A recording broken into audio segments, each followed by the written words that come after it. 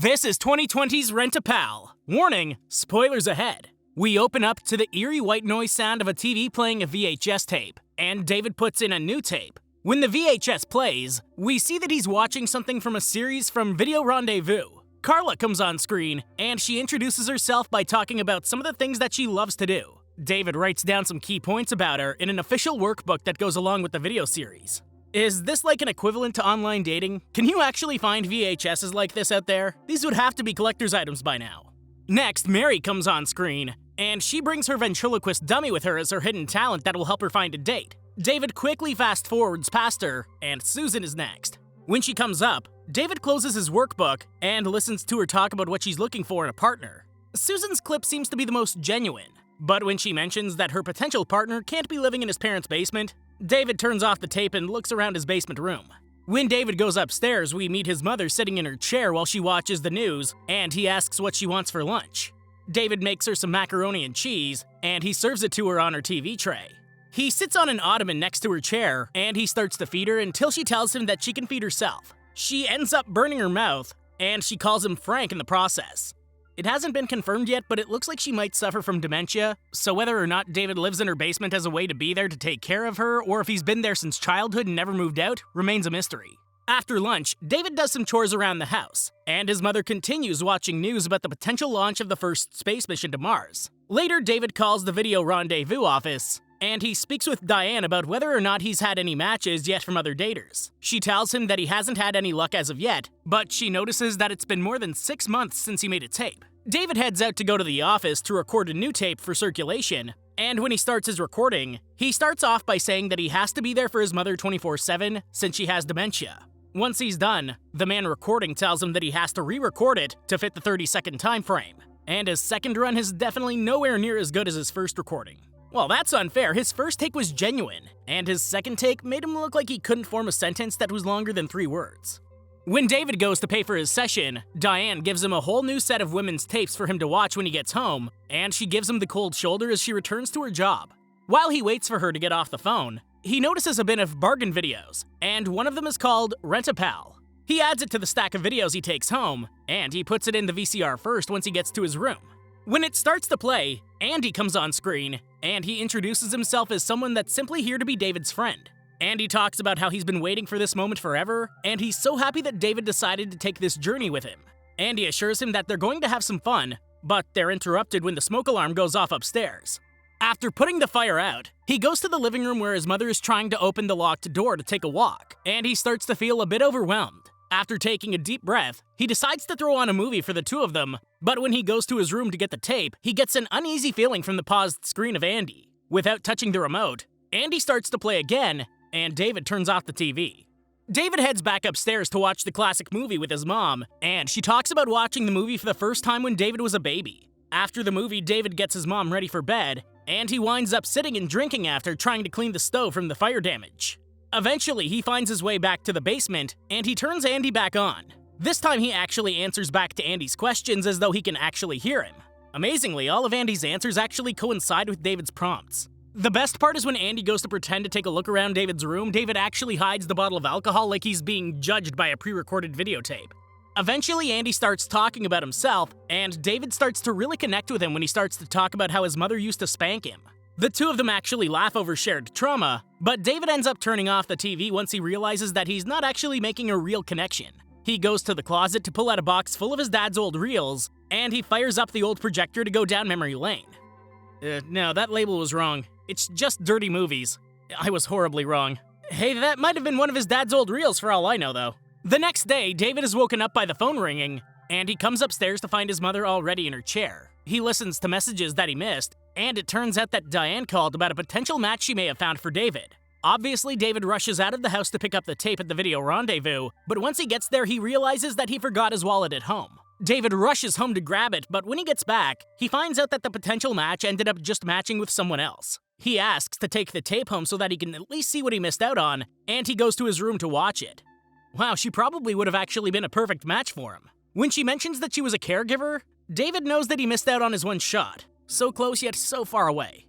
David isn't taking this too well, but he heads upstairs to feed his mom dinner. That night, David grabs another bottle of alcohol and heads downstairs to watch the Rent-A-Pal video again. This time, David seems to be more open to talking with Andy, but they're interrupted when Andy's phone starts ringing over and over. He apologizes for the interruption, and after listening to David talk about what his mom was like, he tries to change the subject to something more uplifting. Andy asks about David's love life, but that's not much less depressing. When David talks about missing his match, Andy tells him that he can relate. Andy tells David a story about how he missed out on a date back at prom, but when he's at the prom, he sees the date that stood him up dancing with someone else. So Andy might be a little maniacal. I'm sure that's no surprise for any of us, but it's about now that you can kind of see it. What's really weird is that the audio actually changes from time to time. Sometimes Andy sounds like he's a VHS tape, and other times it sounds like he's right behind David. David is uplifted after listening to Andy's story, and the two of them do a toast to their newfound friendship before the tape rewinds. Over time, David rewatches the tape over and over until their conversation is fluid. Eventually, the tape adds new content, and Andy starts telling jokes and playing Go Fish with David. The more David listens to the tape over and over, the happier David seems in real life. David plays the tape so much that the film starts to melt and distort in the VCR. One night, David gets pulled out of a daze while he's watching the tape, and we hear Andy ask a new question. He asks to hear the most embarrassing story from David's childhood. David tells him about a crush he had back in 6th grade, but it turns out that a lot of the other kids sent false notes to the girl with lewd messages. These aren't just lewd messages. These kids were writing that David snuck into the girl's room at night and that he wants to make babies with her. Man, 6th grade was intense. When David finishes telling his story, Andy gives him a hard time about it, but Andy tells his embarrassing story next. Andy talks about his love escapades in college, and David seems to be getting excited while listening to his story. In fact, David unbuckles his belt, and he begins to play with himself while Andy continues describing in extreme detail. In the middle of his story, Andy actually puts David's name into the story, but just as Andy talks about how he was busted, David's mom walks in and busts David. All she sees is David's dad where David stands, and David has to scream the truth into her face. He tells her that his dad committed suicide, and he reminds her that he's all that she has left. After hearing this, his mother collapses to the floor and cries her heart out, but David holds her and tries to comfort her. David turns off the tape to spend a moment with his mother, and she recognizes him for the first time. After David takes his mom upstairs and takes care of her, the phone rings in the kitchen, and David answers to find Diane on the other end. She calls to tell him that the girl he missed out on actually didn't match well with the other guy, and Diane tells him that Lisa wants to meet him for a date on Thursday. David couldn't be happier, and the next day he goes to clean the car for his big date. He heads to Skateland to meet with Lisa, and he gives her a rose when she arrives. The second that the two go onto the rink to skate, David falls to the ground, and the two of them decide to go grab a bite to eat next.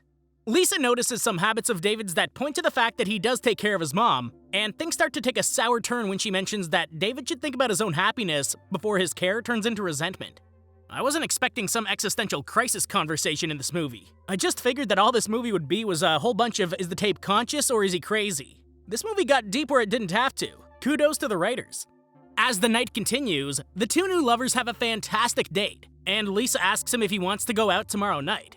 David agrees to meet her, and she writes her number on a Polaroid that they took earlier. David goes to pick up his mother from the senior center, and they head straight home.